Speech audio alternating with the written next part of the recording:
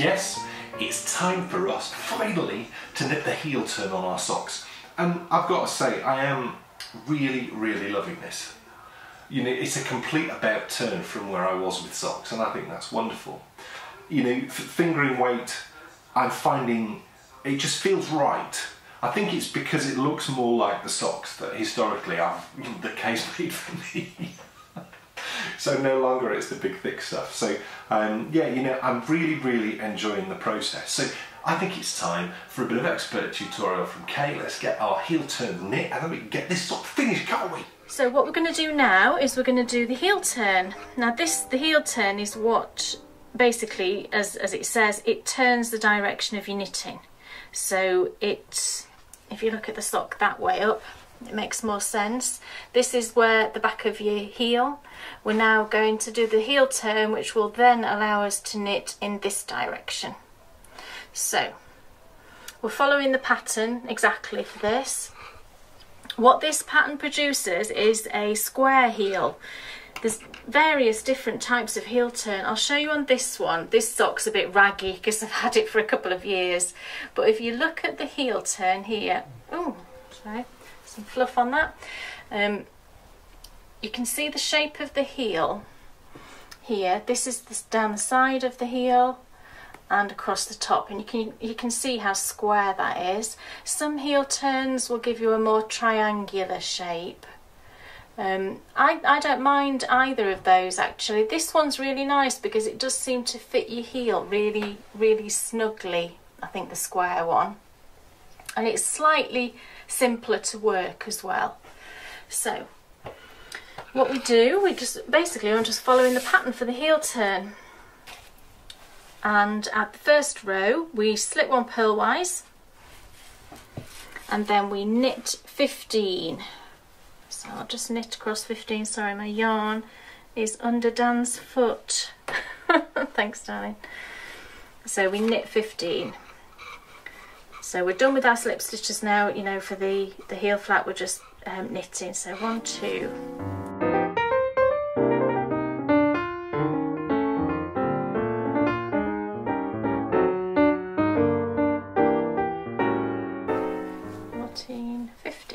And I always do a little double check. 2, 4, 6, 8, 10, 12, 14, 15, yeah. What we now do is we do a slip one, knit one, pass slip stitch over. So to do this I always slip knitwise. I think, you know, I'm not sure why I do that. I think it's just the way that my mum always taught me to do this stitch.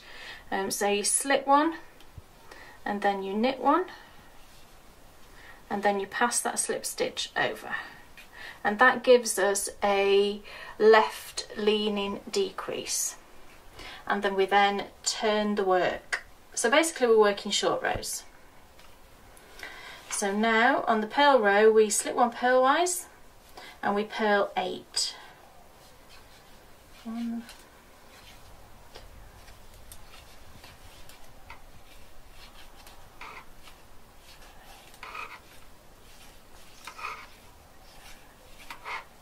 8, and we now do a purl 2 together.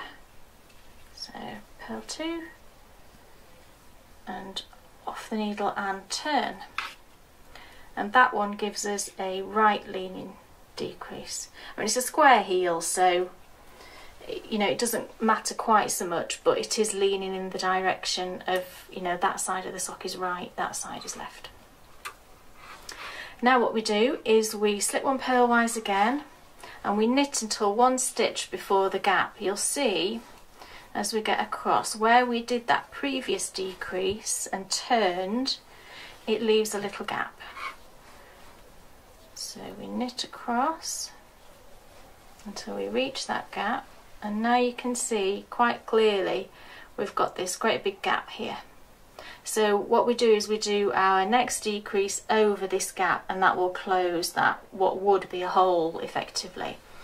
So we do the same thing again. We slip one, we knit one, pass the slip stitch over and turn. And exactly the same again. Slip one purlwise and then we purl to one stitch before the gap.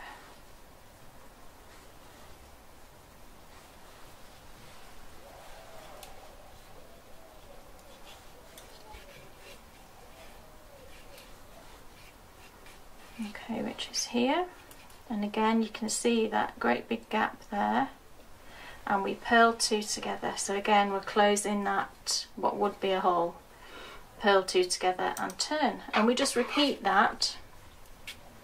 We repeat those 2 rows until you've worked all of these stitches which are either side of the gap.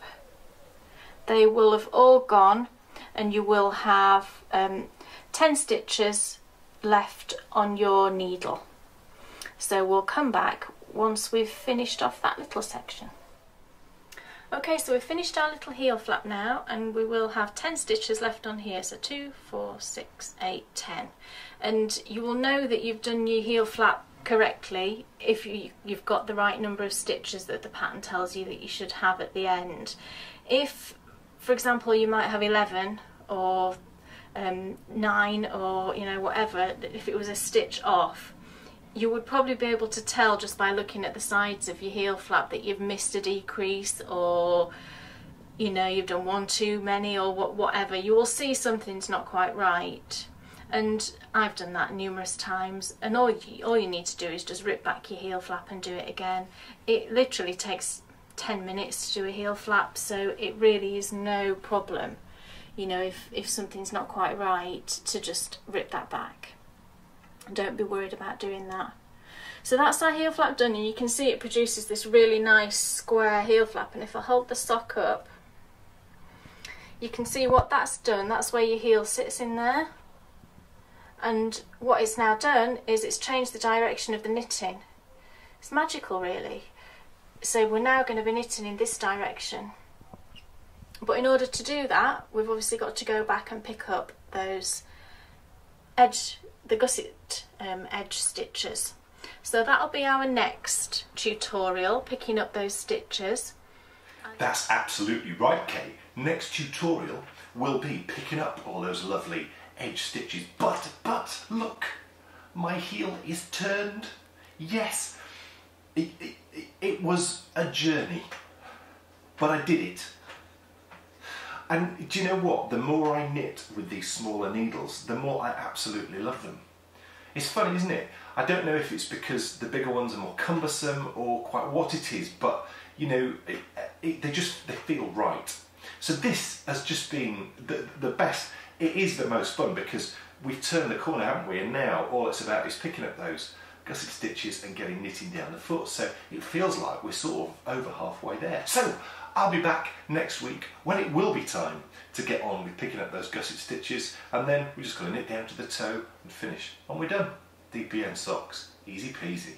Thanks so much for watching, and I'll see you next week for the next part.